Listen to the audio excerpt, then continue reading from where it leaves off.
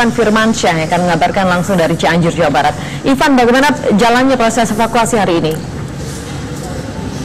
Ya, Feni, Abraham dan juga pemirsa, bahwa memang proses evakuasi longsor di Kota Bunga, Cianjur, Jawa Barat, bahwa memang sudah selesai dilaksanakan. Artinya 3 orang yang terjebak di reruntuhan longsor di Kota Bunga ini, atau tepatnya di Hotel Bali Club, ini telah selesai dievakuasi dan ketiganya ditemukan dalam keadaan tidak bernyawa dan telah dibawa dengan ambulan ke Rumah Sakit Cimacan.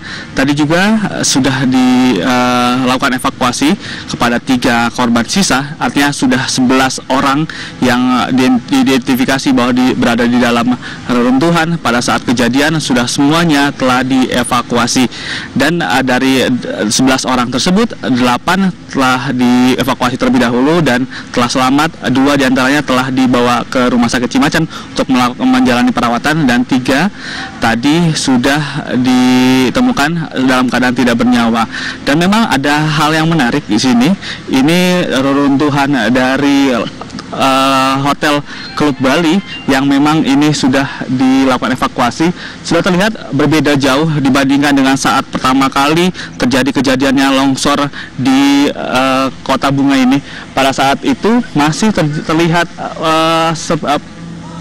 menara dan juga bangunan masih cukup kokoh, namun sekarang terlihat cukup kemiringan tanah yang cukup mengkhawatirkan, dan beberapa bangunan juga terlihat banyak retakan-retakan dan juga tidak aman bila didekati oleh para wartawan dan juga para relawan yang berada di sini. Namun tadi sudah dilakukan melakukan dengan alat berat ekskavator, melakukan pencarian, dan juga ditemukan tadi berhasil 3 yang belum ditemukan pada tadi malam sudah ditemukan pada hari ini. Dan pada saat ini memang sudah selesai, namun ada cerita yang cukup menarik di balik pada saat kejadian longsor ini, yakni ditemukannya Bun Susanto, yakni ayah dari Natasha, yang pada saat kemarin telah ditemukan terlebih dahulu dalam keadaan selamat dengan luka di bagian kaki. Dan ayah Natasha ini sudah ditemukan dalam keadaan tidak bernyawa, dalam posisi terlihat menurut dari keterangan para relawan bahwa terlihat sedang melindungi anaknya, walaupun anaknya terlebih dahulu sudah diselamatkan oleh tim SAR gabungan dari Basarnas, BPBD, Polri, dan juga TNI. Tapi untuk lebih jelasnya, di sebelah saya Feni dan juga Abraham, sudah ada Kapolres Cianjur AKBP Asep Guntur, yang pada saat kejadian ini berada di sana pertama kali untuk melihat saat Natasha ditemukan oleh tim SAR gabungan pada saat meminta tolong. Pak Asep Guntur, bisa ceritakan saat itu Natasha masih bersama ayahnya, Bun Susanto, yang tadi baru saja ditemukan, atau seperti apa, Pak? Bisa ceritakan kepada pemirsa, Pak?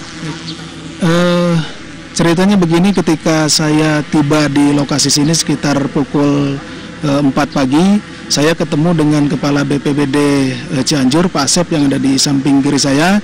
Kemudian Pak Asep menceritakan tentang situasi di sini dan kerawanan-kerawanannya.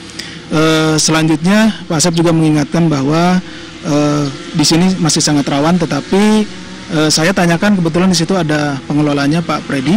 Saya tanyakan, Pak, di dalam kira-kira masih ada orang yang terjebak nggak? Pak Freddy menunjukkan ke saya, membawa ke belakang, dan ketika kami sampai di belakang, saya teriak-teriak, tanya, ada yang masih di dalam nggak? Ada yang masih di dalam? Dari dalam ada yang menyahut, tolong gitu. Nah, saya segera masuk ke ke ruangan tersebut. Mungkin karena ketidaktahuan saya waktu itu, kalau itu sangat berbahaya, kami langsung ke dalam. Saya melihat di situ, karena saya bawa senter, saya senterin, kemudian masuk ke lorong-lorong. Saya ketemu dengan anak kecil perempuan di sana, posisinya terlentang, tetapi sebagian badannya dari dada ke bawah itu ditutupi oleh tubuh bapaknya. Yang saya tanya waktu itu, Dek, siapa namanya? Nama saya Tasya. Terus ini siapa? Ini ayah saya, dia bilang begitu. Nah, saya masih bisa berkomunikasi dengan Tasya. Saya tanyakan, Dek, saya pegang tangannya sakit nggak? Tidak, Om. Kemudian kakinya sakit nggak? Kaki saya nggak terasa, Om. Begitu. Posisi laki-laki tersebut atau ayahnya tersebut sedang memeluk Natasha, dan di sana di atas tubuh laki-laki tersebut atau papanya itu ada tembok yang sangat besar, cor-coran yang sangat besar yang menimpa. Tetapi Natasha mungkin juga karena berada di atas spring bed, sehingga tekanan dari tembok yang runtuh itu dan material-material tanah yang menimpa di atasnya terselamatkan oleh kasur atau spring bed tersebut. Kemudian saya ajak ngobrol, dan Natasha juga waktu itu meminta minta air untuk minum, dan kita juga berikan minum waktu itu air mineral. Kemudian saya tanya lagi, ini papanya gimana? Katanya papa saya pingsan waktu itu, begitu menyampaikan ke saya. Dan tidak jauh dari situ juga ada yang teriak-teriak, Pak, tolong Pak, kaki saya sakit, tolong Pak, jangan tinggalkan. Saya tanya, itu siapa? Dek Natasha. Oh, itu katanya saudara, namanya Dewi gitu. Jadi dia ada di lorong sebelah sana, jadi tertimpa ada di ruangan sebelah sana. Dari situ kami coba terus komunikasi dengan Natasha dengan maksud agar dia tidak panik, kemudian tidak melakukan gerakan-gerakan yang tidak perlu. Kami juga menghubungi ke rekan-rekan yang di luar, meminta oksigen, dan kemudian diberikan oksigen, dibawa ke dalam. Tadinya kami berharap bisa melakukan evakuasi, kami coba tarik tangannya, Dek, Om tariknya tangannya. Setelah ditarik ternyata keras, gimana, sakit? Nggak bisa Om, katanya. Saya lepasin lagi. Saya coba ke rekan-rekan yang di luar, coba gordeng. Kegantian kami dengan dari Brimob, kemudian kita coba ikat badannya, ditarik pakai gordeng pelan-pelan, tapi ternyata nggak bisa. Kemudian saya turun lagi, coba saya tarik selimutnya karena Natasha itu dilindungi juga oleh selimut. Mungkin papanya waktu kejadian itu selain mendekap juga menggulung dia dengan selimut. Saya tarik dengan selimutnya itu, tapi juga tidak bisa. Saya di situ merasa sangat terharu karena melihat perjuangan seorang ayah, karena saya juga kebetulan punya anak perempuan yang rela mengorbankan segalanya untuk anaknya seperti itu. Pak, saat kejadian itu kan memang tidak separah ini Pak ya. Artinya dari petugas juga masuk ke sana dalam keadaan sebenarnya cukup rawan juga Pak ya. Tapi di sana cukup para petugas cukup efektif untuk datang ke sana melihat posisi dari para korban. Artinya itu pukul 4 pagi Pak ya, setahu saya. Bisa ceritakan lagi Pak, ini pas saat itu kejadian, apakah Bapak dari Tasya ini memang dalam keadaan memeluk, atau memang dalam keadaan melindungi, atau memang dalam keadaan seperti apa? Dalam keadaan masih hidup atau memang sudah dipastikan meninggal? Papanya kebetulan saya setelah Natasha saya pegang tangannya, tangan kanannya Natasha, bapaknya kan melindungi. Kalau tidak salah tangan kirinya yang di bapak itu gitu. Saya sentuh tangannya dan tepuk-tepuk, tidak ada respon. Seharusnya kalau mungkin waktu itu masih ada respon, masih memegang tangan saya karena ini telapak tangannya, tetapi tidak ada respon. Saya masih ingat itu menggunakan cincin.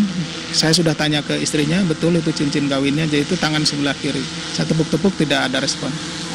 Ini kan soal tanah ini, di belakang dari hotel klub Bali ini, Bali Club, ini memang tanah tebing. Di belakang juga adalah tanah pertanian yang dimiliki oleh warga untuk digunakan sebagai daerah pertanian. Apakah ini dari sisi AMDAL dari sendiri, pengamanan sendiri, sudah diselidiki Pak mengenai keamanan dari hotel ini? Terkait dengan masalah lingkungan, tadi juga kami koordinasi dengan Bapak Kepala BPBD, sudah dicek dari ahli geologi tadi. Kemudian nanti ke depannya kami akan melakukan penyelidikan yang komprehensif terkait dengan penyebab longsor ini dan perizinan-perizinan lainnya tentunya, karena kami juga tidak ingin kejadian ini terulang kembali. Apakah nanti hasilnya harus direlokasi bangunan ini atau bagaimana, kita tunggu hasil dari penilaian para ahli.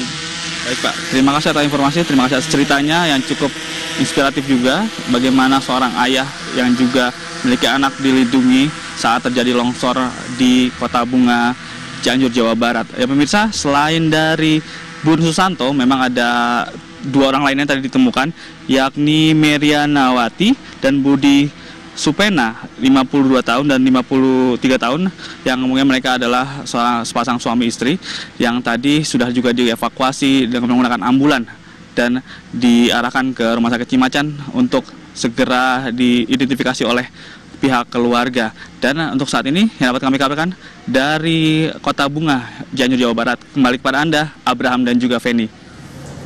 Baik, terima kasih Ivan Firmansyah, laporan Anda langsung dari Cianjur, Jawa Barat, turut berduka atas korban yang meninggal dunia, bisa dikatakan begitu. Namun ada penyelamatan cukup dramatis yang dilakukan oleh seorang ayah terhadap anaknya, Natasha.